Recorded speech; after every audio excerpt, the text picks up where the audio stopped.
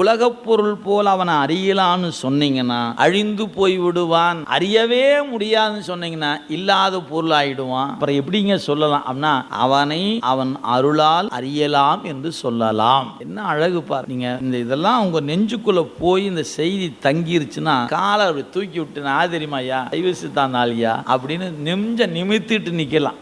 ஏன் இதெல்லாம் தெரியல. யாரோரும் எதையோ சொல்றாங்கன்னு சொல்லி போட்டு கண்டதை படிச்சுட்டு கடவுள்னா யாருன்னே தெரியல. நம்ம கோபம் வேகமோ என்னென்னமோ சிக்கிக்கிட்டு என்ன பண்றோம், இந்த கடவுளை பத்தி அவர் மேலேயே பல நேரம் நமக்கு கோபம் தருது. சாமி ஏன் தான் இப்படி பண்ணுது, சாமிக்கெல்லாம் அறிவு இருக்காயா, சாமிக்கெல்லாம் கருணை இருக்காயா அப்படின்னு கண்டது நமக்குள்ள தடுமா இருக்கிறோம். அவனுடைய கணக்கு நம் அறிவுக்கு எவ்வளவு படிச்சாலும் எட்டாது, அவ்வளவுதான். ஆனா ஒன்று மட்டும் நமக்கு எட்டணும், அவன் எது செய்தாலும் அதில் ஒரு கருணை இருக்கும். அவ்வளோதான். நம்ம அறிவுக்கு முடிஞ்சா அதை பார்ப்போம், எட்டுதான்னு பார்ப்போம். இல்லையா சாமி உன் கருணை எனக்கு இன்னும் எட்ட மாட்டேங்குது சாமின்னு கையெடுத்து கும்பிட்டு நின்று